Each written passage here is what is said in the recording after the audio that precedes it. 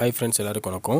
இன்றைக்கி நம்ம சேனலில் என்ன வீடியோ பார்க்க போகிறோன்னு பார்த்துட்டிங்கன்னா, டிஎன்பிஎஸ்சி எக்ஸாம் ப்ரிப்பேர் பண்ணிகிட்டு இருக்கிறவங்களுக்காக நேற்று சமச்சீர் கல்வி தமிழ் புத்தகத்தில் இருக்க 3ஆம் பருவத்தில் இருக்க முதல் இயலில் இருக்க செய்யுள் பகுதி இலக்கண பகுதி வந்து பார்த்துட்டோம்.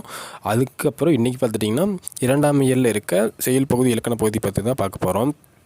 வாங்க வீடியோக்குள்ளே போவோம். அதுக்கு முன்னாடி நம்ம சேனலில் ஃபஸ்ட் டைம் வீடியோ பார்க்குற விவரம் இருந்தீங்கன்னா நம்ம சேனலில் மறக்காமல் சப்ஸ்கிரைப் பண்ணிடுங்க. பக்கத்தில் இருக்க பெல் பட்டனை கிளிக் பண்ணிடுங்க.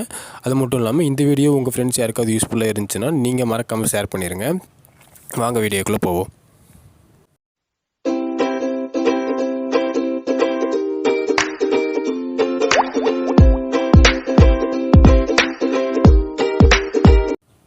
இரண்டாம் இயலில் இருக்க செயல் பகுதி என்னென்னு பார்த்துட்டிங்கன்னா, 2ஆம் இயலில் 2 செயல் பகுதி கொடுத்துருக்காங்க.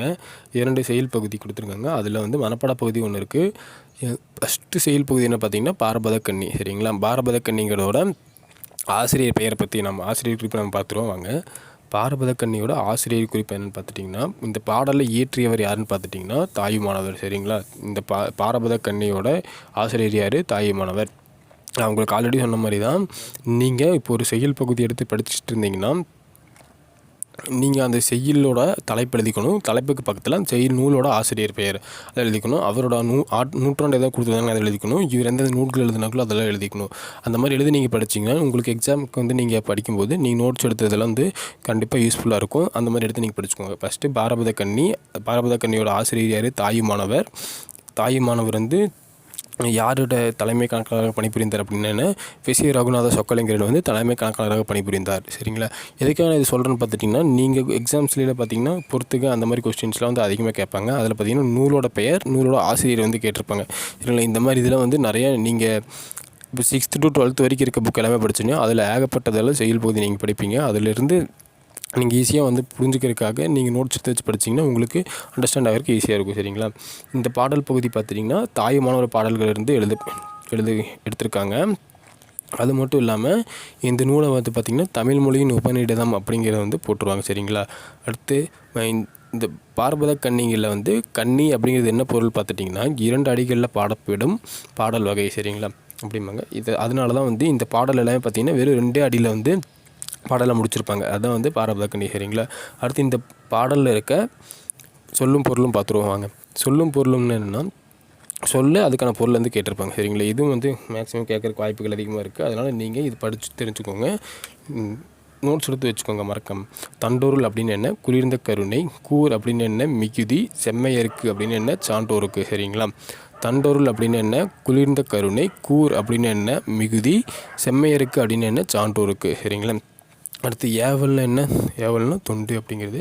பாரபதமி அப்படின்னு என்ன? மேலான பொருளே. சரிங்களா, ஃபஸ்ட்டு தண்டோருள் அப்படின்னு என்ன? குளிர்ந்த கருணை. கூர் அப்படின்னு என்ன? மிகுதி. செம்மையருக்கு அப்படின்னு என்ன? சான்றோருக்கு. ஏவல் அப்படின்னு என்ன? தொண்டு. பாரபதமி அப்படின்னு என்ன? மேலான பொருளே அப்படிங்கிறது அர்த்தம். சரிங்களா, இந்த ஃபஸ்ட்டு பாடல் பார்த்திங்கன்னா மனப்பாட பகுதி. ஆனால் நீங்கள் மறக்காமல் படித்து தெரிஞ்சுக்கோங்க. பாடலோட பொருளை வந்து நீங்கள் தெரிஞ்சுக்கோங்க. அடுத்து 2வது பாடல் போவோம். 2வது பாடல் பார்த்துட்டிங்கன்னா பனி அப்படிங்கிறது சொல்லியிருக்காங்க. பனி அப்படின்னு என்ன? தொண்டு அப்படிங்கிறது வந்து அர்த்தம். அடுத்து எய்தும் அப்படின்னு என்ன? கிடைக்கும் அப்படிங்கிறது பொருள். சரிங்களா, இந்த நீங்கள் நோட்ஸில் எடுக்கும்போது பார்த்திங்கன்னா சொல்லும் பொருளும் வந்து ரொம்ப யூஸ்ஃபுல்லாக இருக்கும். நீங்கள் வந்து அதுக்கான பொருள் வந்து நீங்கள் பக்கத்தில் வைக்கோங்க. அதான் வந்து நீங்கள் நோட்ஸ் எடுத்ததுக்கு அர்த்தமே இதுதான். அடுத்து 3வது பாடல் பார்த்துட்டிங்கன்னா எல்லாருக்கும் அப்படின்னு என்ன? எல்லா மக்களுக்கும் அப்படிங்கிறது அர்த்தம். இது வந்து ஈஸி சிம்பிளானது தான், எல்லாம் தெரிஞ்சுக்கும். அல்லாமல் அப்படின்னு என்ன? அதை தவிர அப்படிங்கிறது பொருள். சரிங்களா, இதில் வந்து 3 பாடல்கள் கொடுத்துருக்காங்க. 3 பாடல் வந்து நம்ம பார்த்துட்டோம். அடுத்து இந்த இதுக்கு புக் பேக்கில் இருக்க பின்னாடி ஆன்சர் வந்து நம்ம என்னென்னு பார்ப்போம். சரிங்களா, நீங்கள் அதை வந்து பெருசாக ரெஃபர் பண்ணணும்ல கிடையாது, ஈஸியாக தான் இருக்கும். ஃபஸ்ட்டு தம் ப்ளஸ் உயிர் என்பது எழுத கிடைக்கும் சொல் அப்படின்னு பார்த்திங்கன்னா தம் உயிர். சரிங்களா, இதுதான் வந்து இதுக்கான ஆன்சர். தம் உயிர் தான் வந்து இதுக்கான ஆன்சர். அடுத்து இன்புற்று ப்ளஸ் இருக்க என்பதை சேர்த்து எழுத கிடைக்கும் சொல் என்னன்னு பார்த்திங்கன்னா இன்புற்று இருக்க. சரிங்களா, இதுதான் வந்து இதுக்கான ஆன்சர். அடுத்து தான் என்று என்னும் சொல்லை பிரித்து எழுத கிடைக்கிது அப்படின்னு என்னென்னு கேட்டிருக்காங்க. தான் ப்ளஸ் என்று அப்படிங்கிறது வந்து இதுக்கான பொருள். சோம்பல் என்னும் சொல்லுக்குரிய பொருத்தமான எதிர்ச்சொல் கேட்டிருக்காங்க. சோம்பலுக்கு பொருத்தமான எதிர்ச்சொல்னு கேட்டிருக்காங்க. அது வந்து சுறுசுறுப்பு.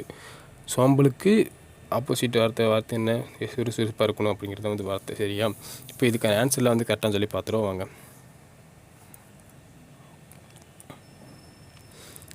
இதுக்கான ஆன்சரில் பார்த்துட்டிங்கன்னா நெட்லேயே கொடுத்துருப்பாங்க. அது வந்து நம்ம சர்ச் பண்ணி இப்போ எடுத்துகிட்டு ஈஸியாக கிடச்சிடும். சரிங்களா? தம் ப்ளஸ் உயிர் என்று எழுத குறிக்கிறது என்ன? தம் உயிர். அடுத்து இன்புற்று ப்ளஸ் இருக்குது என்பது இன்புற்று இருக்குது. சரிங்களா? கரெக்டாக இருக்குது. அடுத்து தான் என்று ப்ளஸ் என்னும் சொல்லை பிரித்து எழுத கிடைக்கிறது தான் ப்ளஸ் என்று. சரிங்களா? சோம்பல் என்னும் சொல்லுக்குரிய பொருத்தமான எதிர்ச்சொல் சோம்பல் என்ன? சுறுசுறுப்புக்கு. சரிங்களா? இது வந்து கரெக்டாக இருந்துச்சு நம்ம சொன்னது எல்லாமே. அடுத்து பார்த்துட்டிங்கன்னா இரண்டாவது செயல் ஒன்று கொடுத்துருக்காங்க. இரண்டாவது செயல் வந்து நம்ம பார்க்க போகிறோம். சரிங்களா? அது என்னென்னு பார்த்தீங்கன்னா இரண்டாவது செயல் நீங்கள் நல்லவர் அப்படிங்கிறது வந்து இரண்டாவது செயல். சரிங்களா? நீங்கள் நல்லவர்ங்கிறது வந்து இரண்டாவது செயல். இந்த செயலோட ஆசிரியர் குறிப்பு நம்ம பார்த்துருவாங்க. நீங்கள் நல்லவர் இரண்டாவது செயல். இந்த செயலோட ஆசிரியர் வந்து நம்ம பார்த்துருவாங்க. இந்த செயலோட ஆசிரியர் யாருன்னு அப்படின்னு பார்த்துட்டிங்கன்னா கலில் கிப்ரான். சரிங்களா? இதுதான் வந்து இந்த செயலோடு இயற்றியவர். கலின் கிப்ரான் வந்து இந்த செயலை வந்து இயற்றியவர். அதாவது அடுத்து என்ன, பாரபத கண்ணினா என்ன, தாயுமானவர். சரிங்களா? இவர் வந்து யாரோட அமைச்சராக கணக்காளராக பணிபுரிந்தார் பார்த்திங்கன்னா எஸ்.சி. ரகுநாத சொக்கலிங்கரிடம் வந்து கணக்காளராக பணிபுரிந்தார். அது வந்து ஞாபகம் வச்சுக்கணும். அடுத்து என்ன, நீங்கள் நல்லவருங்கிறது யார்? கலில் கிப்ரான். சரிங்களா? கலில் கிப்ரானுங்கிறது யார்? எந்த நாட்டை சேர்ந்தவர்? லெபனான் நாட்டை வந்து சேர்ந்தவர். சரிங்களா? இவர் இந்த வந்து கவிஞர், புதின ஆசிரியர், கட்டுரை ஆசிரியர், ஓவியர் என பண்பு ஆற்றல்கள் வந்து பெற்றவர் வந்து இவர். பாடப்பகுதி பார்த்திங்கன்னா கவிஞர் புவியரசு மொழிபெயர்த்த தீர்த்தகரசி என்னும் நூலில் வந்து இடம்பெற்றுள்ளது. சரிங்களா? அடுத்து இந்த பாடல் வந்து நீங்கள் ரொம்ப பெருசாக இருக்குன்னு சொல்லிட்டு பாடம் படிக்காமல் விட்டுறதீங்க. பாடல் கொஞ்சம் ஒரு டைம் 2 டைம் நீங்கள் படித்து தெரிஞ்சுக்கோங்க. பாடலான பொருள் கொடுத்துருப்பாங்க, அதை நீங்கள் படிச்சுக்கோங்க. அது இந்த பாடலுக்கான சொல்லும் பொருளும் வந்து பார்ப்போம். சரிங்களா? சொல்லும் பொருளும் பார்த்துட்டு என்னென்னா, ஃபஸ்ட்டு சுயம் அப்படின்னு என்னென்னு கேட்டிருக்காங்க. தனித்தன்மை அப்படிங்கிறது பொருள். சரிங்களா? சுயம் அப்படின்னா என்ன? தனித்தன்மைங்கிறது பொருள். உள்ளீடுகள் அப்படிங்கிறது என்ன? உள்ளீடுகள் என்ன? உள்ளே இருப்பவைங்கிறது வந்து பொருள். சரிங்களா? உள்ளீடுகள் அப்படின்னு என்ன? உள்ளே இருப்பவைங்கிறது பொருள். சரிங்களா? மறக்காமல் நீங்கள் செயல் எடுத்துக்கிட்டிங்கன்னா அதுக்கான நோட்ஸ் எப்படி எடுக்கணும், செயலோட தலைப்பு, அதுக்கான நூல் ஆசிரியர், இது ரெண்டும் வந்து நீங்கள் கரெக்டாக எழுதிருக்கணும். இப்போ வந்து உங்களுக்கு ஈஸியாக நோட்ஸ் எடுத்துக்கு ஆனால் பிரயோஜனமே நீங்கள் அதை வந்து யூஸ் பண்ணுறதுக்கு ரொம்ப ஈஸியாக இருக்கும். அடுத்து இந்த செயலில் இருக்க புக் பேக் ஆன்சர் என்னென்னு பார்த்துருவோம். அங்கே அடுத்து என்னென்னா, பரிசு பெறும்போது நம் மனநிலை டேஸாக இருக்க வேண்டும் அப்படின்னு கேட்டிருக்காங்க. அதாவது பரிசு பெறும்போது நம்ம மனநிலை எப்படி இருக்கணும், மகிழ்ச்சியாக இருக்கணும். இதுதான் வந்து ஆன்சரு. வாழ்வில் உயர கடினமாக டேஸ் வேண்டும் அப்படின்னு. வாழ்வில் உயர வந்து கடினமாக என்ன வேணும், உழைக்க வேண்டும். அதுதான் வந்து இதுக்கான ஆன்சர். சரிங்களா? ஃபஸ்ட்டுக்கு என்ன ஆன்சர், மகிழ்ச்சிங்கிறது வந்து ஃபஸ்ட்டுக்கு ஆன்சர். செகண்டுக்கு என்ன ஆன்சர், உழைக்குங்கிறத பார்த்திங்கன்னா ஆன்சர். சரிங்களா?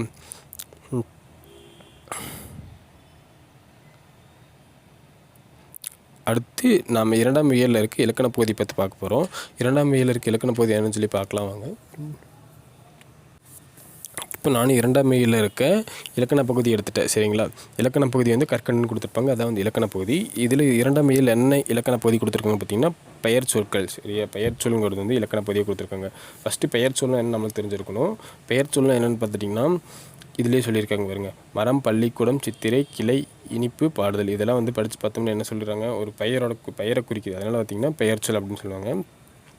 பெயரை குறிக்கிற சொல் என்னென்னா பெயர் சொல் அப்படிம்பாங்க. அதாவது இது வந்து எல்லாமே ஒரு பெயரை குறிக்குது, அதனால் பெயர் சொல் அப்படிம்பாங்க. இது என்னென்னா நம்ம ஒரு பெயரை குறிக்கிற சொல் வந்து பெயர் சொல். சரிங்களா? இந்த பெயர் சொல் வந்து 6 வகைப்படும். சரிங்களா? இந்த பெயர் சொல் வந்து எத்தனை வகைப்படும், 6 வகைப்படும். இந்த பெயர் சொல் பார்த்துட்டிங்கன்னா 6 வகைப்படும் சொல்லியிருக்காங்க. என்னென்ன பெயர் சொல் அப்படின்னு பார்த்திங்கன்னா பொருட்பெயர், இடப்பெயர், காலப்பெயர், சினைப்பெயர், பண்பு பெயர், தொழிற்பெயர். சரிங்களா? இந்த 6 வந்து என்ன பெயர் சொல்லோட விதிகள். சரிங்களா? 6 வந்து 6 வகைப்படும் பெயர் சொல். அது என்னென்னு பார்த்திங்கன்னா பொருட்பெயர், இடப்பெயர், காலப்பெயர், சினைப்பெயர், பண்பு பெயர், தொழிற்பெயர். சரிங்களா? இதுக்கான ஃபஸ்ட்டு ஒவ்வொன்றுக்கும் மீனிங் என்னென்னு பார்த்துருவோம். ஃபஸ்ட்டு பொருட்பெயர் அப்படின்னு என்னென்னு பார்த்திங்கன்னா ஒரு பொருளை குறிக்கிற சொல் பெயர் பார்த்திங்கன்னா ஒரு பொருட்பெயர் அப்படின்னு சொல்லுவாங்க. சரிங்களா? அதாவது என்ன, ஒரு பொருளை குறிக்கிற பெயர் பார்த்திங்கன்னா பொருட்பெயர் அப்படின்னு சொல்லுவாங்க. இது உயிருள்ள பொருள்களையும் உயிரற்ற பொருள்களையும் குறிக்கும். சரிங்களா? அடுத்து ஓரிடத்தில் பெயரை குறிக்கும் பெயர் பார்த்திங்கன்னா இப்போ இடப்பெயர் அப்படின்னு சொல்லலாம். அதாவது ஒரு இடத்தோட பெயர் குறிக்கிற பெயர்னு பார்த்திங்கன்னா இடப்பெயர் அப்படிம்பாங்க. சரிங்களா? ஃபஸ்ட் என்ன, பொருட்பெயர். அதாவது ஒரு பொருளோட பெயரை குறிக்கிற பெயர் பார்த்திங்கன்னா பொருட்பெயர். ஒரு இடத்தோட பெயரை குறிக்கிற பார்த்திங்கன்னா இடப்பெயர். அதே ஒரு காலத்தை குறிக்கும் பெயர் என்னென்னு பார்த்திங்கன்னா காலப்பெயர். சரிங்களா? ஒரு காலத்தை குறிக்கிற பெயர் என்ன, காலப்பெயர். ஒரு காலத்தை குறிக்கிற பெயர் காலப்பெயர். சரிங்களா? அடுத்து என்ன, சினைப்பெயர். சினைப்பெயர்னா என்ன? ஒரு பொருளின் உறுப்பை ஃபஸ்ட்டு சினை அப்படின்னு என்ன தெரிஞ்சுக்கணும். சினை அப்படிங்கிறது என்னென்னா ஒரு உறுப்போட பெயர். சரிங்களா? சினை அப்படின்னு என்ன? உறுப்புகள். சரிங்களா? சினைப்பெயர் அப்படின்னு என்னென்னா பொருளோட உறுப்பை குறிக்கும் பெயர் பார்த்திங்கன்னா சினைப்பெயர் அப்படின்னு சொல்லுவாங்க. சரிங்களா? அடுத்து பண்பு பெயர். பண்பு பெயர்னு என்ன பார்த்திங்கன்னா ஒரு பண்பை குறிக்கிற பெயர் பார்த்திங்கன்னா பண்பு பெயர் அப்படின்னு சொல்லுவாங்க. சரிங்களா? அடுத்து என்னென்னு பார்த்துட்டிங்கன்னா பண்பு பெயருக்கு அப்புறம் பார்த்துட்டிங்கன்னா தொழிற்பெயர். சரிங்களா? தொழிற்பெயர் அப்படின்னு என்னென்னு பார்த்துட்டிங்கன்னா அதாவது ஒரு தொழிலை குறிக்கும் பெயர் பார்த்திங்கன்னா தொழிற்பெயர் அப்படிம்பாங்க. சரிங்களா?